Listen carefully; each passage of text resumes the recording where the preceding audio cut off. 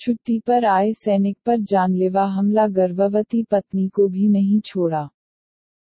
News vision में आपका स्वागत है। न्यूज विजन को सब्सक्राइब करें और बेल आइकन को क्लिक करें। छुट्टियों में एक सैनिक अपने घर आया। बड़ी मुश्किल से सेना की नौकरी में सैनिकों को छुट्टी मिलती है।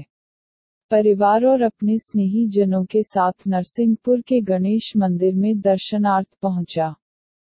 दर्शन के उपरांत एक छोटी सी भूल उस नवयुवक सैनिक से यह हो गई कि अनजाने में वह महिला प्रसाधन में प्रवेश कर गया। जब वह बाहर आया तो वहां पर उपस्थित कुछ लोगों ने उसके साथ अभद्रता का व्यवहार किया, उसके साथ मारपीट की और मारपीट इतनी कि बेचारे का सर फट गया।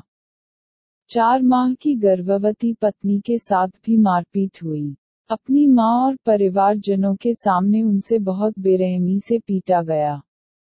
सेना के जवान के साथ इस तरह की बदसलूकी और हिंसा किसी भी तरह से क्षमा करने योग्य नहीं है। हद तो तब हो गई जबकि इस घटना के उपरांत लहूलुहान सैनिक का इलाज करने से भी नरसिंहपुर के डॉक्टरों ने मना कर दिया। हिंसा करने वालों के रसूख के आगे मानवता का भी कोई मूल्य नहीं है। गलती से महिलाओं की बाथरूम में चले जाने की कीमत इतनी है क्या कि किसी का जीवन ही छीन लिया जाए।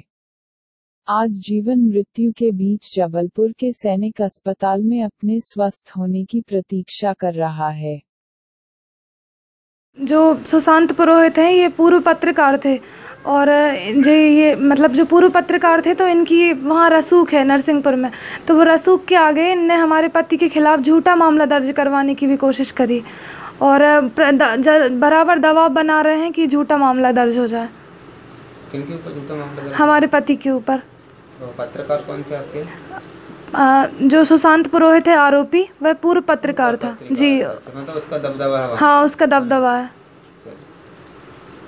रचना पटेल। आपके हस्बैंड क्या करते हैं? मेरे पति एयरफोर्स में जवान है। कहाँ पर? पहले चेन्नई में पोस्टिंग थी, उसके बाद में ट्रांसफ़र आदमपुर आया है, तो उसी की छुट्टी के बीच में हम लोग नरसिंहपुर आए थे। मेरा मायका है और ससुराल भी नरसिंहपुर। जी। आप हाउसवाइफ हैं? जी, मैं हाउसवाइफ हूँ। आपके साथ भी मारपीट की थी? जी, मेरी अभी फरवरी में शादी हुई है और मेरी प्रेगनेंसी की हालत में मैं उनको बोलती जा रही थी कि आप लोग मत मारिए, मेरी हालत भी ख़राब है, लेकिन उसके बाद में भी वो प्रेगनेंसी की हालत में भी मुझे धक्का मार रहे थे, धक्का मुक्की कर रहे थे मेरी और मेरी माता जी के साथ। मेरा नाम रितेश पटेल है। 15 तारीख को मैं मेरे परिवार हम लोग दर्शन करने के लिए गणेश मंदिर गए थे।